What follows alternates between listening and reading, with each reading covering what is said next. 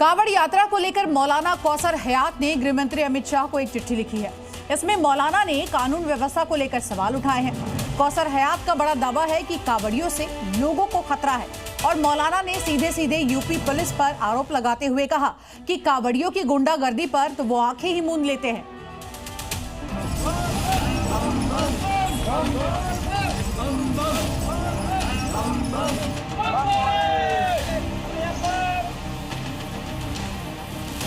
इस सवाल पर हर शख्स की राय अलग अलग हो सकती है, लेकिन इंडियन यूनियन मुस्लिम लीग के उपाध्यक्ष कौसर हयात को ऐसा ही लगता है। कांवड़ियों से आम नागरिकों को खतरा जरूर पैदा हो गया है। पुलिस तमाशाई देखती रहती है। जहां हजारों पुलिस वाले तैनात हैं सुरक्षा के लिए, क्या वो केवल कांवड़ियों की सुरक्षा करेंगे?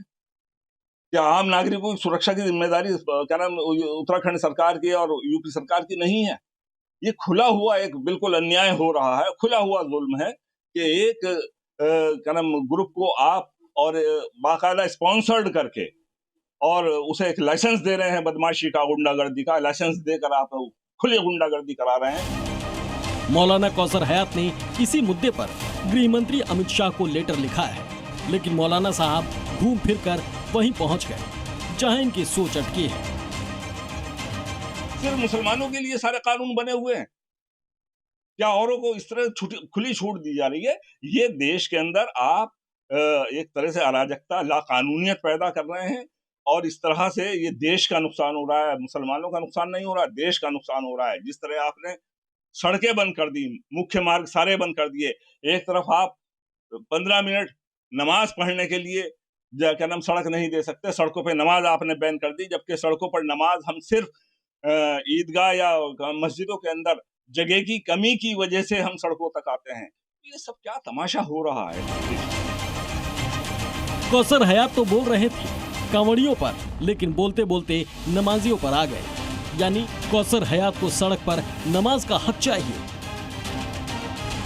लेकिन मौलाना साहब ये भूल जाते हैं कि देश की अलग अलग अदालतों ने हिदायत जारी की है। रही बात यूपी सरकार की, तो यूपी के सीएम योगी आदित्यनाथ कह चुके हैं कि सड़क चलने के लिए होती है, नमाज के लिए नहीं।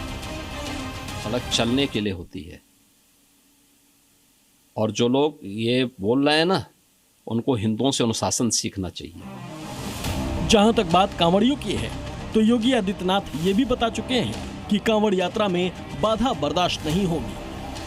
कांवड़ यात्रियों के मार्ग में कोई बाधा पैदा करेगा तो कठोरता पूर्वक हम कार्रवाई करेंगे।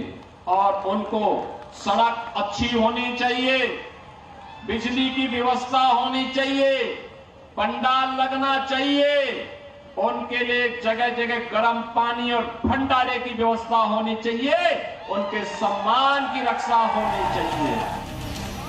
मौलाना कौसर हयात अच्छी तरह से जानते हैं कि इस देश में करोड़ों लोग कांवड़ यात्रा में शामिल होते हैं और इतने ही लोग कांवड़ यात्रा के प्रति समर्पण और सम्मान का भाव भी रखते हैं। इसलिए कांवड़ यात्रा के दौरान इस पर सवाल सियासी है और कुछ नहीं। ब्यूरो रिपोर्ट, जी मीडिया।